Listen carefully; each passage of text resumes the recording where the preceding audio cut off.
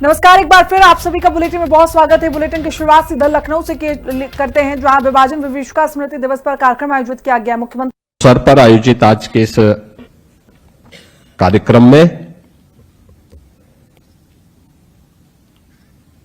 स्मृति दिवस समारोह में उपस्थित प्रदेश सरकार में मंत्रिमंडल के मेरे वरिष्ठ सहयोगी उप मुख्यमंत्री श्री ब्रजेश पाठक जी, प्रदेश सरकार में ही मंत्री डॉक्टर अरुण कुमार जी, लखनऊ की महापौर श्रीमती सुषमा खड़गवाल जी, माननीय सांसद श्री ब्रजलाल जी, पूर्व मंत्री और विधान परिषद सदस्य डॉक्टर महेंद्र सिंह जी, सभी माननीय जनप्रतिनिधिगण, विभिन्न समाजों से आए हुए विस्थापित परिवारों के सभी प्रतिनिधिगण और उपस्थित बहनों और भाइयों, आज पूरा देश 1947 में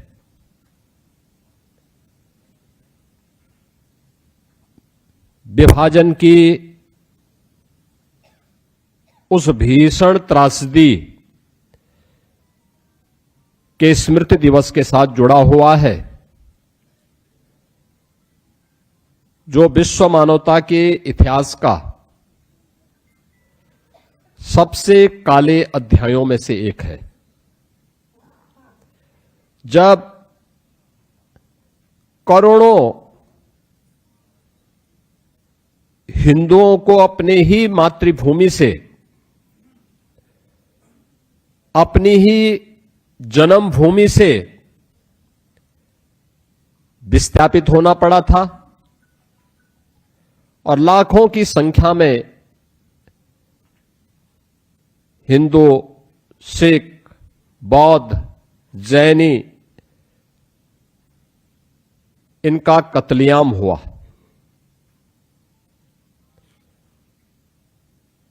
किसी भी स्तर पर कोई सुनवाई नहीं,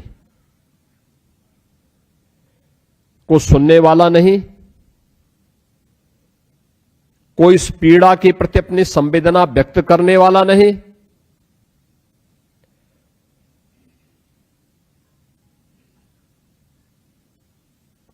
सुनने और संवेदना की बात तो दूर, अपनी स्वयं की सत्ता प्राप्त होने की लिप्सा इस हद तक कि एक सनातन राष्ट्र को विभाजन की ओर धकेल करके उसके टुकड़े कर दिए गए।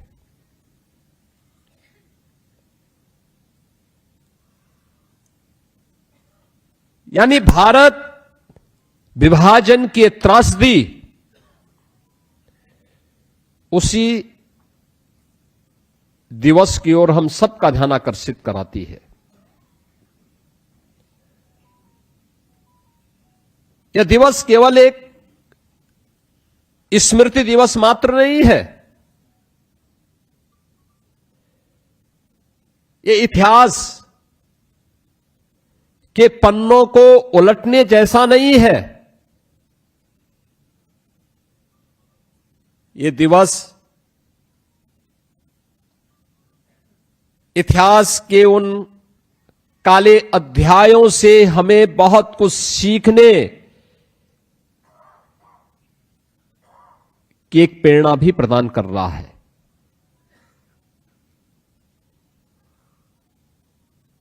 क्योंकि यह केवल उसका स्मरण भर मात्र करने भर से इसकी समस्या का समाधान नहीं होने वाला है।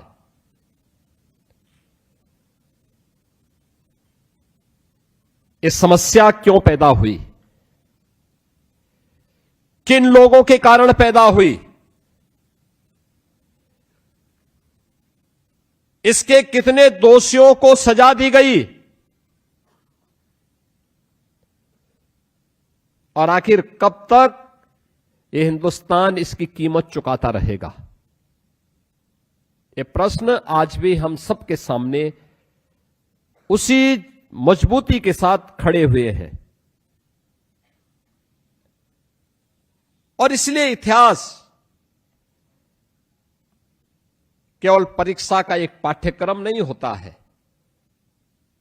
इतिहास गौरवशाली क्षणों पर गर्व की अनुभूति करने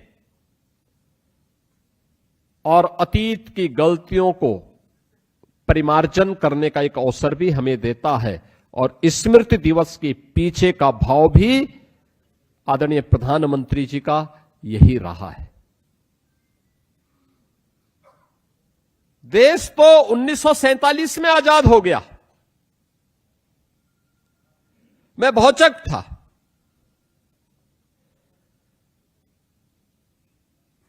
कि 1947 में देश आजाद हो गया।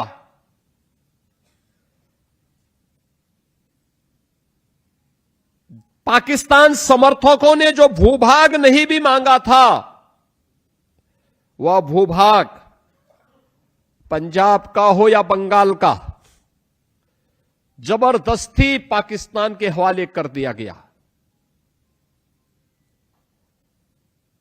हर व्यक्ति जानता है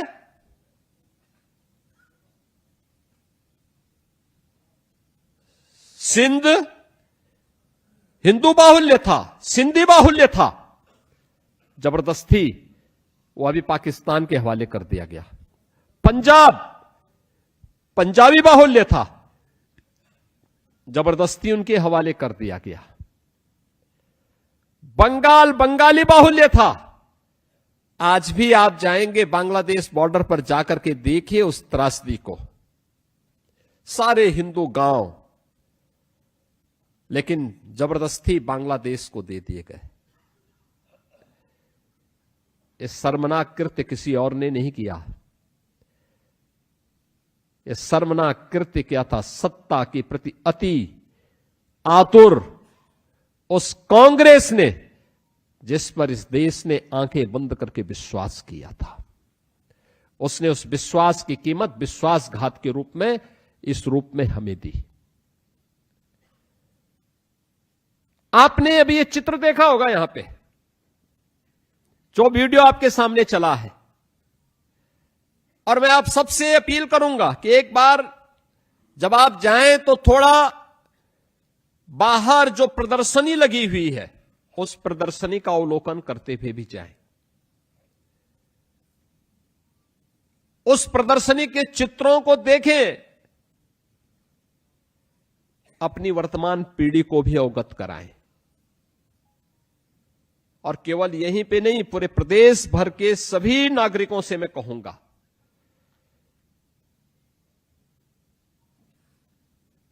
कि इसका अवलोकन जरूर करें,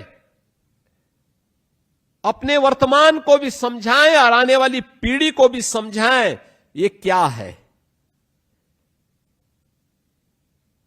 ये दृश्य क्या है, ये दृश्य क्या इंगित करता है। और याद रखना, जो लोग 1947 में मौन थे, जिनके स्वर उस समय भी नहीं फूट रहे थे, उनकी नजरें तब भी सत्ता में थी, सत्ता पर थी। एन केन प्रकारेण सत्ता मिले, देश की कीमत पर सत्ता मिले, उन लोगों के कृत्य आज भी वही है। आपने पिछले कुछ दिनों पूर्व बांग्लादेश के अंदर हिंदुओं पर हुए कत्लेआम की घटना को देखा होगा। तब भी ये दल मौन थे, क्योंकि बांग्लादेश की घटना पर अगर ये कोई प्रतिक्रिया व्यक्त करते तो उनको लगता था कि उनका वोट बैंक कहीं यहां खिसक न जाए। उनके लिए उन दलित हिंदुओं के कत्लेआम मायने नहीं रखता है, उनके लिए अपना वोट बैंक मायने रखता है। ये कोई दल बोला नहीं था, ये लोग तब भी मौन थे, ये आगे भी मौन रहने वाले हैं, क्योंकि ये अपने निहित स्वार्थ के लिए सत्ता को अपना केंद्र बना करके उसको अपनी पर्सनल प्रॉपर्टी बना करके उस पूरी सत्ता को अपनी पारिवारिक विरासत का हिस्सा बना करके देश के साथ यही धोखा करने वाले हैं। इन्होंने यही किया था और यही करने की मंशा के साथ ये लोग अव्यवस्था और अराजकता फैलाते हैं। हमें आश्चर्य होता है, यह देश गुलाम क्यों हुआ? गुलामी का कारण क्या था? ऐसा नहीं कि हमारे पास बल की, बुद्धि की या वैभव की कमी रही हो, किसी भी चीज की कमी नहीं थी। हमसे बलशाली दुनिया में कोई नहीं था, हमसे वैभवशाली भी कोई नहीं था।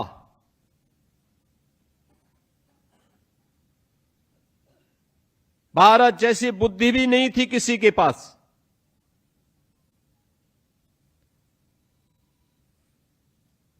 आज से 400 वर्ष पहले 16वीं 17वीं शताब्दी में अगर भारत की अर्थव्यवस्था की तुलना कोई करे तो दुनिया की अर्थव्यवस्था में भारत का हिस्सा 24% था। 24 से 25% भारत का, अकेले भारत का हिस्सा था। इसका मतलब भारत वैभवशाली था, धन धान्य से परिपूर्ण था। हमारे पास धन धान्य था, इसीलिए विदेशी आक्रांता हमला कर रहे थे, हमला करने के लिए आतुर थे। तो जब हमारे पास न बल की कमी थी, न बुद्धि की कमी थी, न वैभव की कमी थी, फिर कमी क्या थी? 2 कारणों से यह देश गुलाम हुआ था। एक, आपसी अंतर विरोधों के कारण। आपसी अंतर विरोध, जाति, क्षेत्र, भाषा, इन वादों में विभाजन, यही हमारा अंतर विरोध एक था। अंतर विरोध जब है तो अंतर विरोध के साथ दूसरी चीज सरलता के साथ समाहित हो जाती है, और वह है षड्यंत्र। षड्यंत्रकारी फिर भारत के अंदर षड्यंत्र करने में सफल हुए। परिणाम क्या था? परिणाम गुलामी, गुलामी के रूप में। सामूहिक रूप से हम लड़ नहीं पाए, क्योंकि यह लगता था कि हमला उस पर हो रहा है, मैं क्यों बोलूं? हमला आज फलानी जाति पे हो रहा है, मैं क्यों बोलूं? हमला फलाने क्षेत्र पे हो रहा है, मैं क्यों बोलूं? हम क्यों लड़े?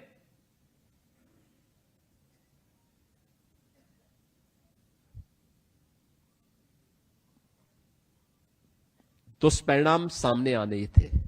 देश गुलाम हो गया। यानी सनातन काल से जो भारत एक भारत था,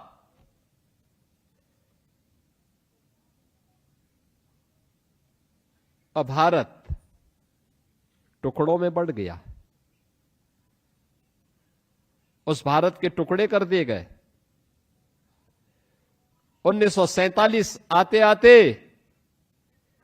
जिस देश की आजादी के लिए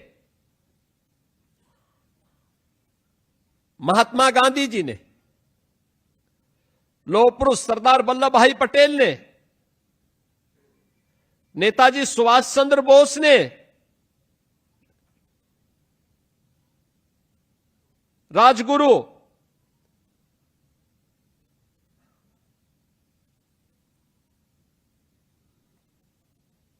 पंडित राम प्रसाद बिस्मिल, ठाकुर रोशन सिंह, चंद्रशेखर आजाद, झांसी की रानी लक्ष्मीबाई, त्यात्या टोपे, वीर सावरकर जैसे महापुरुषों ने लड़ाई लड़ी थी। जिस देश में कभी यह मंत्र गूंजा था कि स्वराज मेरा जन्म सिद्ध अधिकार है, हम लेकर के रहेंगे, उस देश की क्या कीमत उसकी हमें चुकानी पड़ी। कौन इसके लिए दोषी था? और कभी उन दोषियों को कटघरे में खड़ा करने के लिए हमने कोई प्रयास प्रारंभ किया, और कभी हमने उनकी वर्तमान पीढ़ी से प्रश्न पूछने का प्रयास किया? वे तो अपने स्वार्थ के लिए जब उनके मन में आया तब देश को क्षेत्र के आधार पर लड़ाते रहे, कभी उत्तर कभी दक्षिण के रूप में, कभी पूरब और कभी पश्चिम के रूप में, कभी हिंदू और सिख के रूप में। उनकी राजनीतिक रोटी सेकी जाती रही, लेकिन कमजोर भारत हुआ। विभाजन की कीमत भारत को चुकानी पड़ी, निर्दोष नागरिकों को चुकानी पड़ी। वह कीमत आज तक भारत चुका रहा है, लगातार चुका रहा है। ये वही कीमत है जो कभी आतंकवाद के रूप में, कभी नक्सलवाद के रूप में, कभी माओवाद के रूप में, कभी उग्रवाद के रूप में लगातार भारतीयों को डस रहा है। लेकिन यह 1947 के पहले के उस षड्यंत्र पर हम सब की चुप्पी की ओर भी हम सब का ध्यान आकर्षित करता है। और ये लोग आज भी अपने साफ गोही का प्रमाण लेकर के समाज के सामने ऐसे घूमते हैं जैसे कि भारत इन्होंने बनाया है, जैसे कि भारत अगर ये नहीं होते तो भारत नहीं बनता। बड़ी अजीब सी स्थिति है। जिन क्रांतिकारियों ने अपना सर्वस्व न्यौछावर किया देश की आजादी के लिए, उनको भुला दिया गया। जिन लोगों ने अपने स्वार्थ की सत्ता के लिए देश का विभाजन कराया, वे सर्वे सर्वा हो गए। देश की हर संस्था के नाम उस परिवार के, उस खानदान के नाम,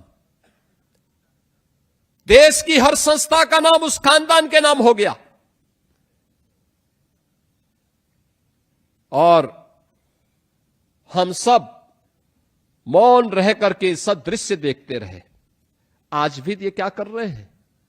आज भी इनकी हरकतें क्या है? मैं भौचक था जब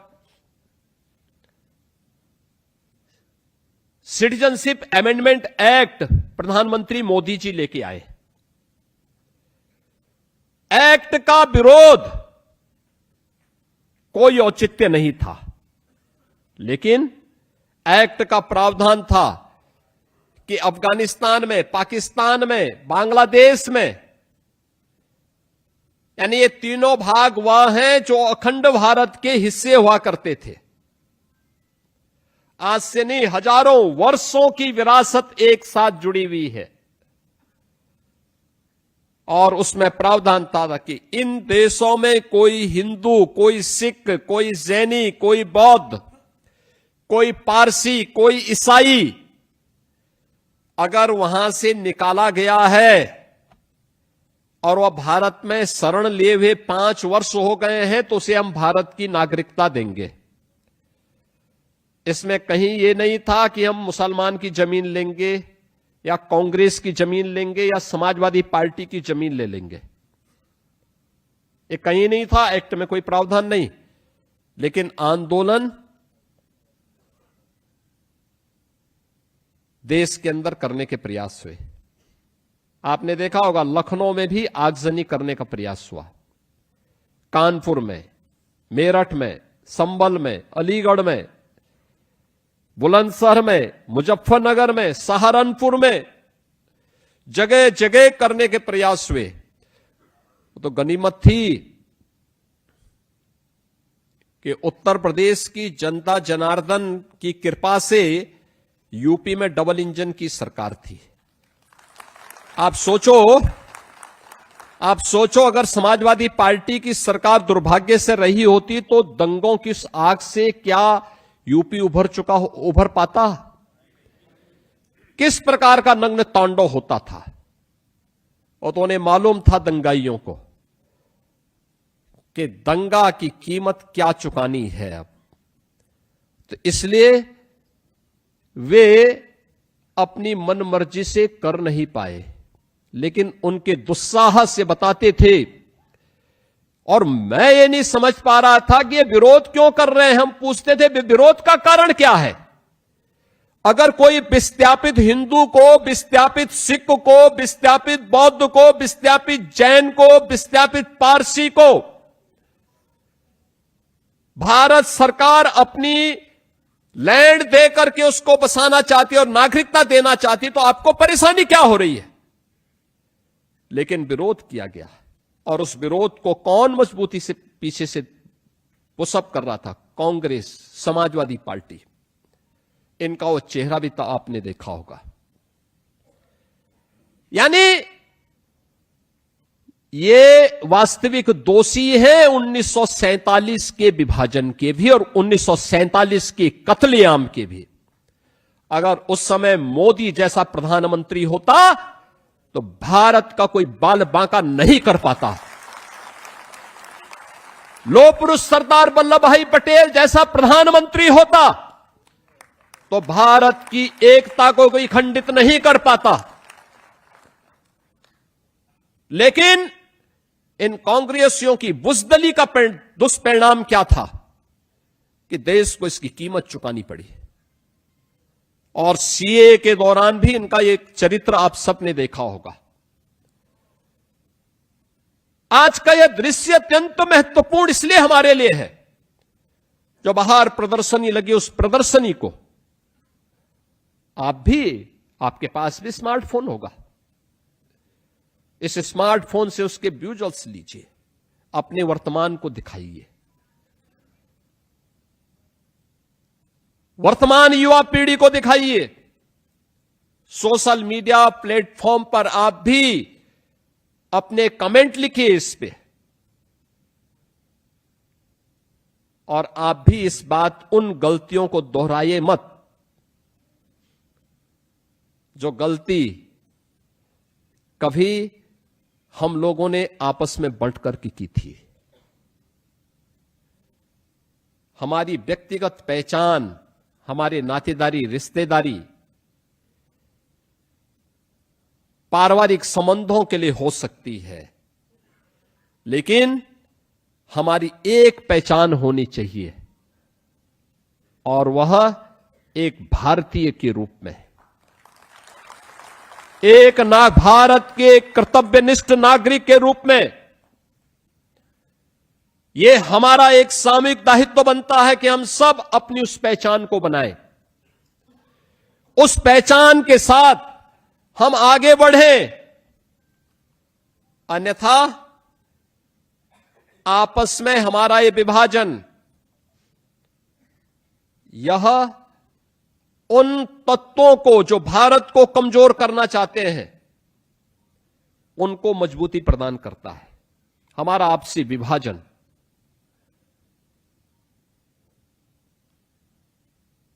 विभाजन की जो भीषण त्रासदी हुई, इस त्रासदी में लाखों हिंदू, सिख, बौद्ध, जैनी, ये सभी लोग जो भारत के मूल नागरिक थे, इन लोगों को अपने घरों से बेघर होना पड़ा। लाखों का कत्लेआम हुआ। अकेले पंजाब के अंदर ही, अकेले पाकिस्तान के अंदर ही 10 लाख से अधिक लोग काटे गए थे। ट्रेन में जो विभत्स हत्याकांड हो रहे थे, ट्रेन की बोगी लाशों से पटी हुई होती थी। रेल की पटरियों में चारों ओर लाश बिछी होती थी। आप देखो टूटी हुई बैलगाड़ी में कैसे लद करके उस समय आधे वदन कपड़े पहनी हुई माताएं और बहनें निकल रही हैं। ये दृश्य दिखाइए वर्तमान पीढ़ी को, जो आज बहकाने का प्रयास कर रहे हैं ना युवा पीढ़ी को, उनको बताइए ये बहकाने वाले लोग वही हैं जिनके पूर्वजों ने ये त्रासदी भी खिला करके खड़ी की थी देश के सामने। ये वही लोग हैं। और इनका चरित्र देखना हो, सीए के दौरान भी आपने देखा होगा, और दूसरा बांग्लादेश के अंदर हुई हाल ही की घटनाओं में इनकी चुप्पी भी उस ओर इनको फिर से कटघरे में खड़ा करती है। मैं जब बिजनौर में गया था, पाकिस्तान से निकाले गए लगभग 8,000 लोग, 8 से 10,000 लोग वहां रह रहे थे।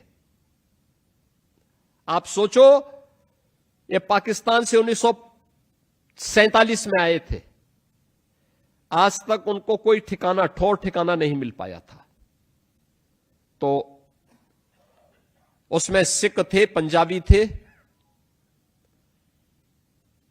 उनको कोई ठौर ठिकाना नहीं। हमने यहां के कागजात दुरुस्त करवाए, फिर वहां पे उनको नागरिकता भी प्रदान की गई और उनको वहां पे जमीन के कागज भी उपलब्ध करवाए। मैं पीलीभीत में गया, पीलीभीत में भी हजारों ऐसे बांग्लादेश से निकाले हुए परिवार,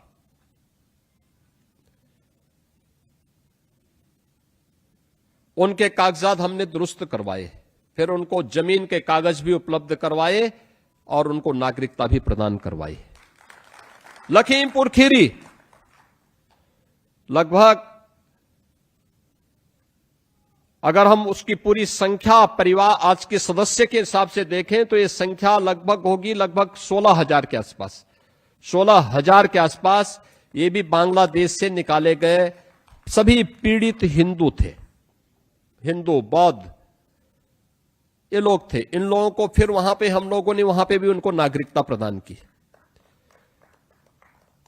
रामपुर के अंदर पाकिस्तान से निकाले हुए सिख हैं, उन लोगों के कागजात दुरुस्त कराए जा रहे हैं, उनको भी नागरिकता प्रदान करने की कार्रवाई चल रही है। आखिर ये 50,000 की आबादी आजादी के 80 वर्ष के बाद भी नागरिकता के लिए तरस रही थी। पहले तो देश का विभाजन नहीं होना था, और अगर विभाजन की त्रासदी उस समय आई थी, कांग्रेस का दायित्व बनता था कि सबसे पहले इनको नागरिकता प्रदान करके जमीन के पट्टे उपलब्ध करवाते। जितनी उनकी प्रॉपर्टी वहां नष्ट की गई थी या जब्त की गई थी, उतनी यहां उपलब्ध करवाते। लेकिन नहीं, ये तो यहां पे शत्रु संपत्ति की रक्षा करने और शत्रु संपत्ति में बंदर बांट करने में ही मशगूल थे। ये लोग तो उसी संपत्ति को लूट खसोट का आधार बना रहे थे, अपनी निजी प्रॉपर्टी बना रहे थे। होना ये चाहिए था, ये प्रॉपर्टी बांट देनी चाहिए थी, वहां से आने वाले हिंदुओं में, सिखों में, बौद्धों में, जैनियों में बांटनी चाहिए थी, उसकी भरपाई करनी चाहिए थी। लेकिन ये पैरोकार बन गए। याद करिए ना, मोहम्मदाबाद के नवाब की पूरी प्रॉपर्टी को बचाने के लिए कांग्रेसियों ने एड़ी चोटी लगा ली, एड़ी चोटी लगा ली कि किसी प्रकार से वह प्रॉपर्टी बचे, जबकि मुस्लिम लीग का ट्रेजरर था वो व्यक्ति।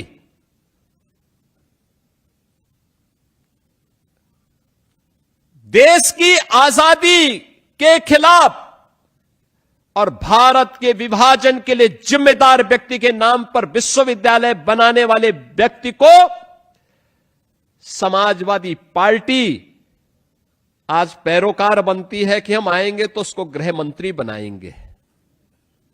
यानी ये तो जानते हैं कि उसको नहीं आना है, लेकिन इनका शर्मनाक, इनके सोच को देखो। यानी ये फिर दंगा करवाना चाहते हैं। बेटी के लिए इनका किस प्रकार का व्यवहार रहता है, कैसे मुजफ्फरनगर और सहारनपुर के दंगाइयों को लाकर के तत्कालीन सीएम के आवास में लाकर के उन्हें सम्मानित किया जाता है, और ऐसे व्यक्ति के समर्थन में लोग इस प्रकार की दलीलें देते हैं। बहनों और भाइयों, ये सभी घटनाएं केवल हंसने के लिए नहीं, मनोरंजन के लिए नहीं, हम सब के लिए एक सबक भी होती हैं। वर्तमान पीढ़ी को और आने वाले भविष्य को समझाने का भी एक माध्यम होती है। सही तरीके से उन तक ये बात पहुंचाने का तरीका भी हमें भी अपनाना पड़ेगा। अगर हमारा दुश्मन और हमारा देश का विरोधी उस प्लेटफॉर्म का दुरुपयोग करके भारत के खिलाफ अव्यवस्था और अराजकता पैदा करने का प्रयास कर रहा है, तो क्या हमारी कोई जिम्मेदारी नहीं बनती है? एक नागरिक के रूप में हम भी अपने दायित्वों का निर्वहन कर सके। आज अगर हम सुरक्षित हैं, आज देश अगर सुरक्षित है और एक भारत श्रेष्ठ भारत के भाव के साथ आगे बढ़ रहा है, दुनिया की सबसे तेज गति से बढ़ने वाली अर्थव्यवस्था के रूप में आगे बढ़ रहा है, तो क्या हमारा दायित्व तो नहीं बनता है कि हम वर्तमान की इन चुनौतियों के सामने,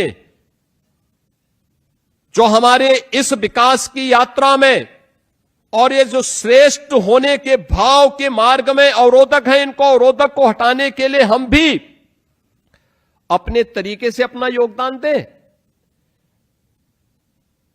ये केवल सरकार के भरोसे ही होगा। एक नागरिक के रूप में हमारा कर्तव्य क्या बनता है, और उस नागरिक के रूप में अपने कर्तव्यों का निर्वहन करते हुए हम सभी को अपने दायित्वों के निर्वहन के लिए सदैव सजग होना होगा। और मैं हमेशा इस बात को मानता हूं कि आज एक नागरिक के रूप में हम सबकी एक जिम्मेदारी है। हमारी जिम्मेदारी क्या? एक मजबूत भारत, एक सुरक्षित भारत, एक समरस भारत, एक आत्मनिर्भर भारत और एक विकसित भारत। याद रखना, मजबूत भारत से प्रारंभ होता है। मजबूत तब होगा जब हम सब एक पहचान के साथ आगे बढ़ेंगे। मेरी पहचान नाती रिश्तेदारी के लिए पंजाबी होगी, बंगाली होगी, मराठी होगी, तमिल होगी, कन्नड़ होगी, मलयालम होगी, लेकिन एक भारतीय के रूप में मुझे भारतीय होने में गौरव की अनुभूति होनी चाहिए। ये मेरी पहचान होनी चाहिए, और मेरी पहचान होगी मजबूत भारत, सुरक्षित भारत। अगर कोई मेरी देश की सुरक्षा में सेंध लगाने का दुस्साहस करेगा, और कोई भी है, तो इससे पहले कि हमारा सुरक्षा का जवान उससे निपटे, हमें स्वयं उससे निपटने की तैयारी करनी चाहिए।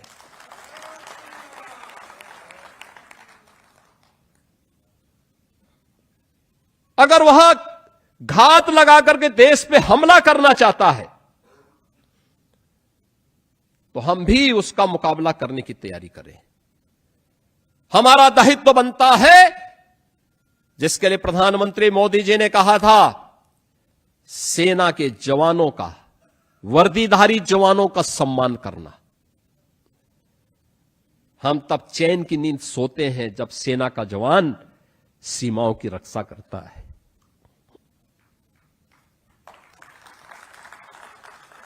एक समरस भारत,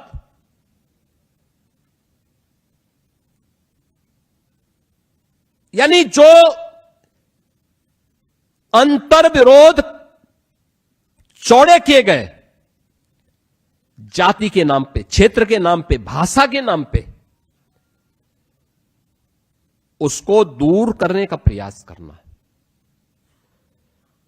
छुआछूत और अस्पृश्यता के नाम पर जो आज भेदभाव हो रहे हैं, मैं तो सिख बंधुओं से भी कहता हूं, बार बार कहता हूं कि गुरु गोविंद सिंह जी महाराज ने खालसा पंथ की स्थापना के समय छुआछूत और अस्पृश्यता के खिलाफ शंखनाद किया था। आज जब लखीमपुर खीरी, पीलीभीत या अन्य जगहों पर हम देख रहे हैं, पंजाब के अंदर देख रहे हैं, व्यापक धर्मांतरण हो रहा है, हम मौन हैं। अच्छा, यहां के कुछ ग्रंथियों ने जाकर के वहां पर उसके खिलाफ उन्हें फिर से घर वापसी के कार्यक्रम को आगे बढ़ाया है।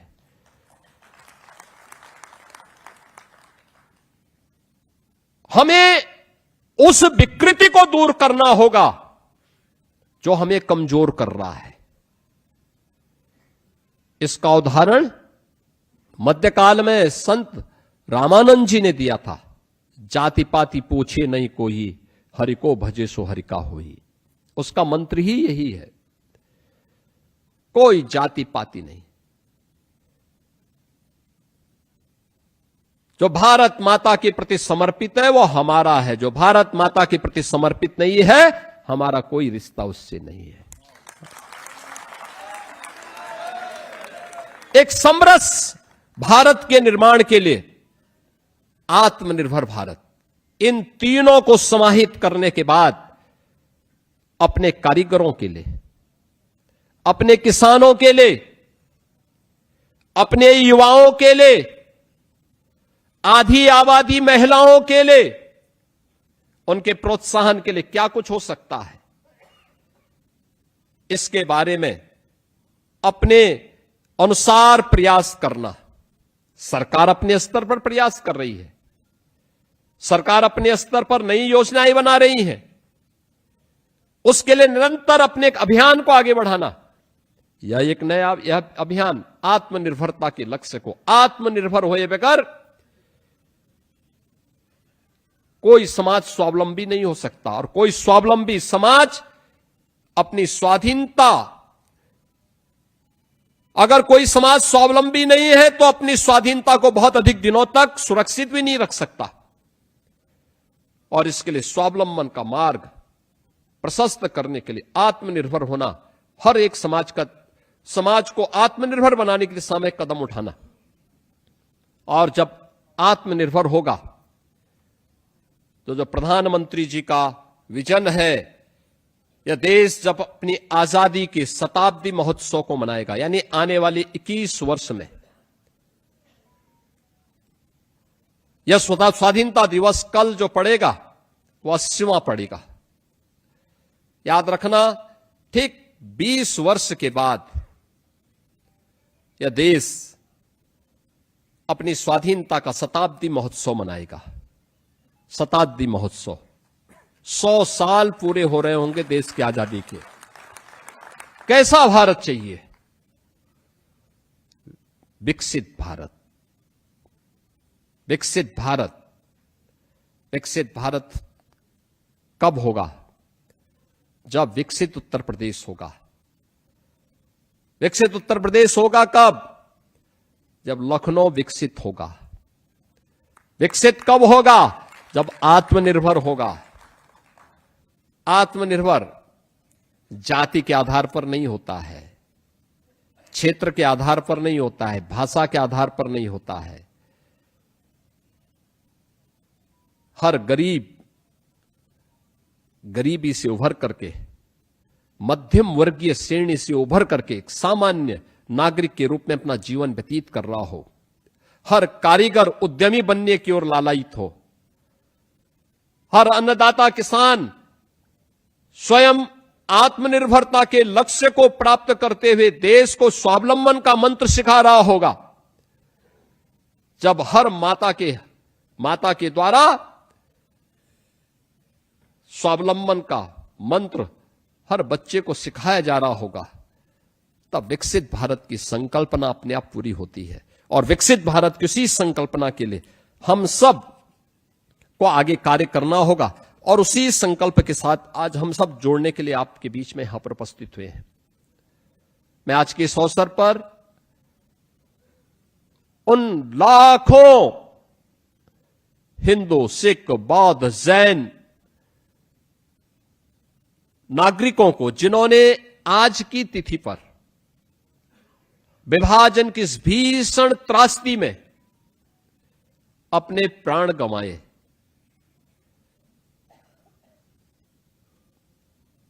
उन सबको मैं विनम्र श्रद्धांजलि अर्पित करता हूं। भारत की स्वाधीनता के लड़े हुए सभी क्रांतिकारियों, बलिदानियों को मैं उनकी स्मृति को नमन करता हूं। और आप सबसे मैं अपील करूंगा कि हमारी शक्ति भारत की एकता, भारत की एकता ही हमारी शक्ति है। भारत की अखंडता हमारी जिम्मेदारी है।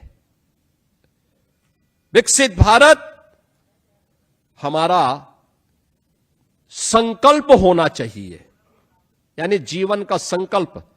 आप देखते होंगे हम लोग जब पूजा पाठ करते हैं तो पहले संकल्प हमारा पुरोहित हमसे करवाता है।